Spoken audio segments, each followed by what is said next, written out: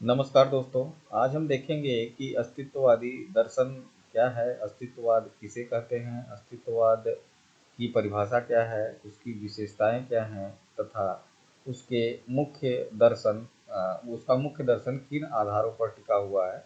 तो जब हम अस्तित्ववाद की बात करते हैं तो अस्तित्ववाद के जनक के रूप में किरगार्ड को माना जाता है कि किरगार्ड साहब जो है अस्तित्ववाद के जनक हैं। लेकिन जो है उन्होंने कोई दर्शन प्रतिपादित नहीं किया था किरगार्ड ने, तथापि उनके विचार अस्तित्ववादी दृष्टिकोण को प्रेरित करते हैं। इस कारण जो है इन्हें आधुनिक अस्तित्ववाद का प्रवर्तक माना गया।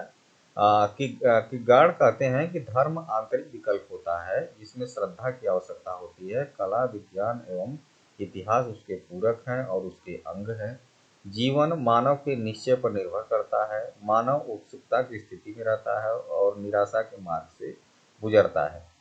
तो ये जो स्टेटमेंट है ये पूरा का पूरा अस्तित्ववादी दृष्टिकोण से प्रभावित है, इसलिए जो है किरगार्ड को अस्तित्ववाद का जनक माना जाता है। 20वीं सदी में हेडगर साहब ने अस्तित्ववादी विचारधारा को आगे बढ़ाया और वो कहते हैं कि मानव असहिष्णु है, संसार में अपने उद्देश्यों की पूर्ति हेतु संघर्ष करता है,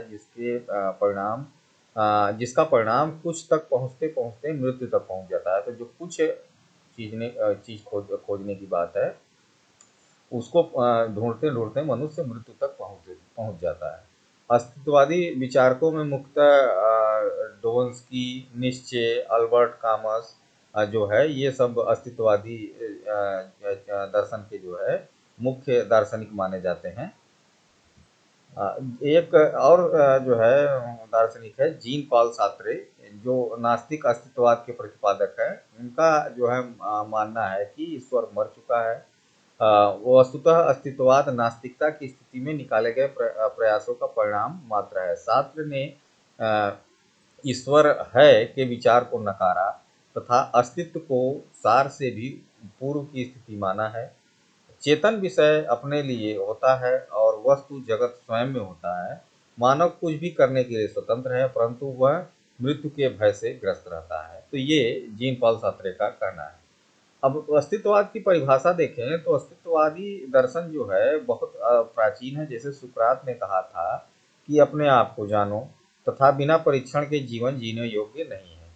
इसी क्रम में डिस्कार्टिस कहते हैं कि मैं सोचता हूँ इसलिए मैं हूँ, हाँ, I think therefore I am. परंतु अस्तित्ववादी इस विचारधारा को जो है स्वीकार नहीं करते। वे कहते हैं जब तक मनुष्य का अस्तित्व नहीं है तब तक वह कैसे सोच सकता है। तो इसलिए अस्तित्ववादियों ने डिस्कार्टिस की परिभाषा में परिवर्तन किया। जैसे डिस्कार्टिस ने कहा कि मैं सोचता हूँ इसलिए मैं हूँ, तो अस्तित्ववादी कहते हैं कि मैं हूँ इसलिए मैं सोचता हूँ। ये अस्तित्ववादियों का कहना है। अस्तित्ववाद ने आज के दृष्टिकोण जो है, जो अस्तित्ववाद का दृष्टिकोण है वो कार्ल जेस्पर के एक कथन से जो है बहुत स्पष्ट होता है। जैसे कार्ल जेस्पर ने कहा कि मनुष्य ही सब कुछ है। तो इस प्रकार यदि हम उसकी डिफिनीशन देखें अस्तित्ववाद की, तो अस्तित्ववाद वह दर्शन है जो मानव के अस्तित्व के वास्तविक पक्ष पर ध्यान देता है और उसके मूल स्वतंत्रता का ज्ञान कराता है। तो जो मनुष्य का जो वास्तविक पक्ष है उस पर जो है ये इसका फोकस है और मनुष्य की मूल स्वतंत्रता क्या होनी चाहिए उस पर बात करता है। ये वास्तव में एक दर्शन नहीं है। कुछ दार्शनिक कहते हैं कि जो है अस्तित्ववाद कोई दर्शन नहीं है। क्यों नहीं है, इसके संदर्भ में उनका कहना है कि आज के परंपरागत दर्शन के अनुसार अस्तित्ववादी दर्शन चिंतन नहीं करता, वह सार तथ्यों को खोजने के बजाय अस्तित्व पर ही विचार करता है। इसकी मान्यता है कि सर्वप्रथम अस्तित्व को जाना जाए, उसके बाद इसके सार तत्व का ज्ञान प्राप्त किया जाए। यदि अस्तित्व का ज्ञान नहीं है तो सार तत्व को ढूंढना पत्थर पर लकीर खींचने के समान है। यह दर्शन इस प्रश्न का उत्तर नहीं ढूंढता कि मनुष्य क्या है, बल्कि इस प्रश्न का उत्तर खोजने में लीन रहता है कि मनुष्य का अस्तित्व क्या है।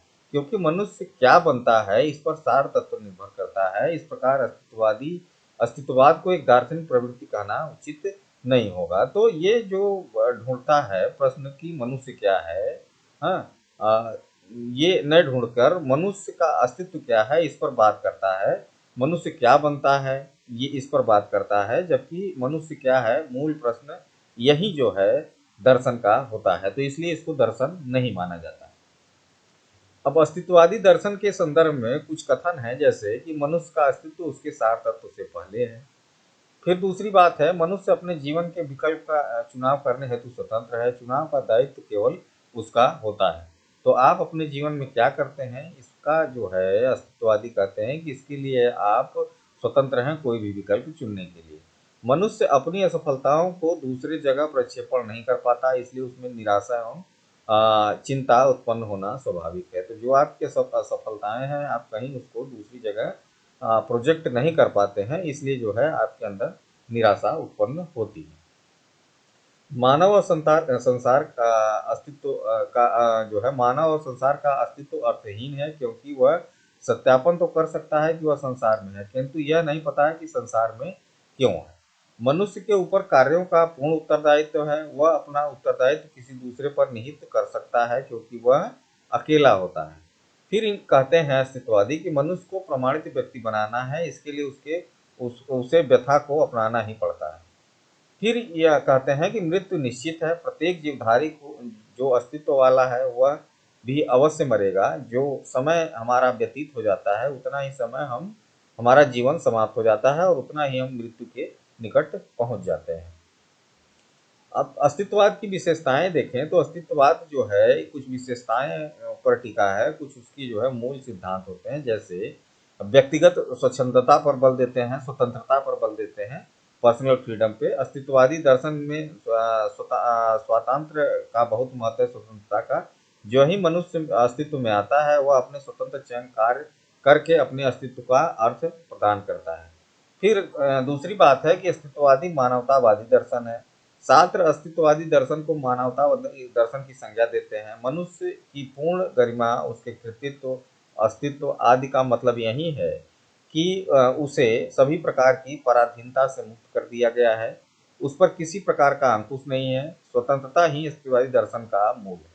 तो व्यक्ति स्वतंत्र है, वह किसी भी कार्य करने के लिए, अपना कोई भी कृतित्व करने के लिए, अपनी गरिमा बचाने के लिए, अपने अस्तित्व को बचाने के लिए वह स्वतंत्र है, ऐसा अस्तित्ववादियों का कहना है। फिर है जीवन की निरर्थकता का अनुभव। तो मीनिंगलेस जो आपकी लाइफ है उसका जो है अनुभव कैसे हो, एक्सपीरियंस कैसे हो। इस संदर्भ में अल्बर्ट कामू कहते हैं कि मानव की अभिलाषाओं एवं आशाओं का इस निरर्थक संसार से अनवरत संघर्ष होता है, क्योंकि उनका प्रतिफलन असंभव है। अतः संसार के सभी व्यापार अकारत हैं। मानव का जीवन एक निरर्थक प्रयास है, जैसे पहाड़ पर पत्थर चढ़ाने का प्रयास और फिर नीचे गिर पड़ने का क्रम। तो ये जो है प्रयास चलता रहता है, पत्थर आप लेके चढ़िए पहाड़ पे, फिर वो नीचे गिर जाए। तो इसी प्रकार मनुष्य का जीवन भी होता है। आधुनिक सभ्यता में मानव जीवन भी इसी प्रकार व्यर्थ एवं अकारत है। अस्तित्ववादी कामों इस अनर्गल बोध से प्रभावित होते हुए निराशावादिता, पीड़ा, एकाकीपन एवं वैयक्तिक स्वच्छंदता की ओर अग्रसर है, ऐसा अल्बर्ट कामू का कहना है। फिर है मानव स्थिति को पीड़ाजनक मानना। जो मानव की स्थिति है वो पीड़ाजनक है, ऐसा अस्तित्ववादी मानते हैं। अस्तित्ववादी मानव स्थिति को पूर्णतः दुखद और पीड़ाजनक मानते हैं। इस दृष्टि से वो घोर निराशावादी हैं। पीड़ा, संत्रास, दुख, यातना, एकाकीपन अथवा आत्मनिर्वसन से युक्त जीवन जीना मनुष्य की अनिवार्य स्थिति है।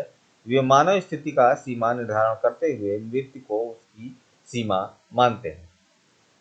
मृत्युबोध की मान्यता क्या है अस्तित्ववादियों के अनुसार? अस्तित्ववादी मृत्यु को मानवीय स्थिति की सीमा मानते हैं।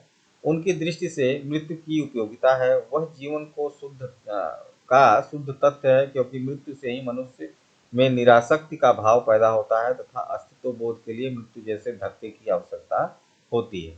निराशा का भी महत्व अस्तित्ववादियों ने स्वीकार किया है। उनके अनुसार अस्तित्ववादी दर्शन में निराशा का भी एक आधार है। इसका कारण है अपार संभावनाओं की स्थिति।